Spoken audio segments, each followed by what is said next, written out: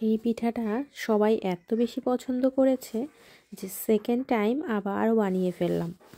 নমস্কার, বাঙালিয়ানা হেসেলে সবাইকে স্বাগতম। এত মজাদার এই পিঠাটা তৈরি করে ফেললাম এবার বাটিতে। প্রথমে পুর তৈরি করে নিচ্ছি গুড় আর নারকেল দিয়ে। এরপরে পুর একটু জল দিয়ে দিলাম গুড়টাকে গলানোর জন্য। বেশ অনেকক্ষণ জাল দেওয়ার পরে যখন গুড়টা গলে যাবে তখন এর মধ্যে অল্প একটু চালের গুঁড়া দিয়ে এটাকে একদম শক্ত করে একটা পুর তৈরি করে নিয়েছি। এর পর্যায়ে নিয়ে নিচ্ছি 1 প্যাকেট সুজি।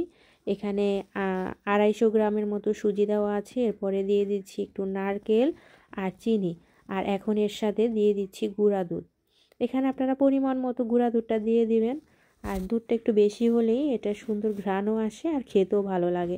এবার অল্প অল্প করে জল দিয়ে এটাকে ভালো করে মেখে নিচ্ছি, একদম ঘন ঘন করে মেখে নিব। বড়া পিঠা যেরকম বানায় সেই রকম এটাকে মেখে নিব। মাখার পরে সুজিটা যাতে ফুলে যায় তার জন্য আধা ঘন্টার জন্য রেখে দিব। আর এদিকে আমি কয়েকটা বাটি নিয়েছি, ছোট ছোট বাটি নিলে খুব ভালো হয়। এরপরে আমি এর মধ্যে তেল মেখে নিচ্ছি যাতে পিঠাটা হওয়ার পরে এটা খুব সুন্দরভাবে উঠে আসে।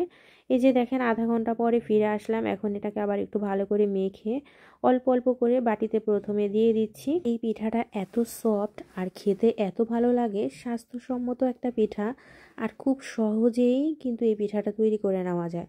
তো এই যে দেখেন, আমি উপরের প্রথম লেয়ারটা দিলাম, এরপর একটু গোল শেপ করে দিচ্ছি, ছড়িয়ে দিচ্ছি বাটির চারপাশে।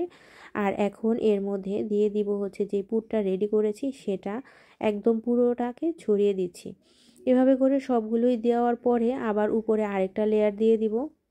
এই পিঠাটা যাকে তৈরি করে খাওয়াবেন সে আপনার প্রশংসা করেই ছাড়বে যে এত মজার পিঠা।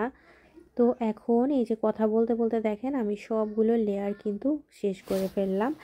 পুরটা দেওয়ার পরে এর উপরে আমি আবার যেই সুজি মাখানো আছে সেই সুজি মাখানোটা দিয়ে একটা পুরোটাই কভার করে দিব। একদম সহজ কাজ, যে কেউ পারবে এই কাজটা। তো এই যে দেখেন, এভাবে বোঝাই যায় না যে এটার ভিতরে একটা পুর আছে। এই যে সবগুলো কিন্তু রেডি হয়ে গিয়েছে। এখন আমি এদিকে জল ফুটতে দিয়েছি, জলটা ফুটে উঠলে একটা স্ট্রেনার নিচে দিয়ে বাটি বসিয়ে কিছুক্ষণ 10-15 মিনিটের মতো এটাকে সিদ্ধ করব।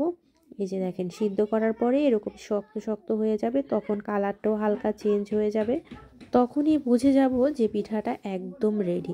তো এই যে নামিয়ে ফেললাম, দেখেন কালারটা কতটা চেঞ্জ হয়ে গিয়েছে। তো আমি একটা এরকম ছুরি দিয়ে চারপাশটাকে একটু ছাড়িয়ে নিচ্ছি যাতে এটা সহজে উঠানো যায়।